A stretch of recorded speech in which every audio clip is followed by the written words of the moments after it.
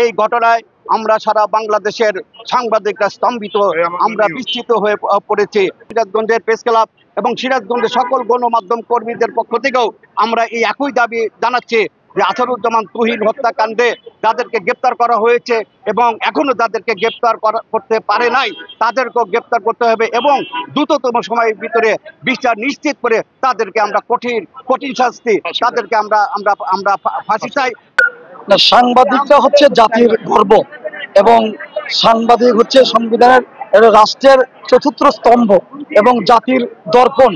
সাংবাদিকরা যদি লাঞ্ছিত হয়, নির্যাতিত হয়, এটা দেশের জন্য দুঃখজনক, রাষ্ট্রের জন্য দুঃখজনক, সমাজের জন্য দুঃখজনক। তাহলে সাংবাদিকরা যে সঠিক তথ্য উপস্থাপন করেন সারা দেশে, তাহলে এখান থেকে যদি আমরা বঞ্চিত হই তাহলে রাষ্ট্র ক্ষতিগ্রস্ত হয়ে যাবে।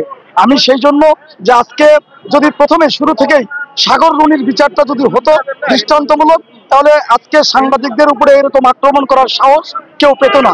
যেহেতু এটি হয়নি, তাই আমি সকল সাংবাদিকদেরকে বলবো যে দল মত নির্বিশেষে যে আজকে যে আসাদুজ্জামান তুহিনকে হত্যা করা হয়েছে, এই হত্যাকাণ্ডের বিষয়ে আপনারা একত্রিত হবেন, ঐক্যবদ্ধ হবেন এবং যে কোনো সাংবাদিককে কোনো লাঞ্ছিত করলে অথবা কোনো আঘাত করলে সকলে মিলে আপনারা প্রতিবাদ করবেন, রাষ্ট্রের কাছে দাবি উপস্থাপন করবেন যে যারা সাংবাদিকদেরকে এরকম লাঞ্ছিত অথবা হত্যাকাণ্ড করছে তাদের বিচার যেন দ্রুততম সময়ে হয়।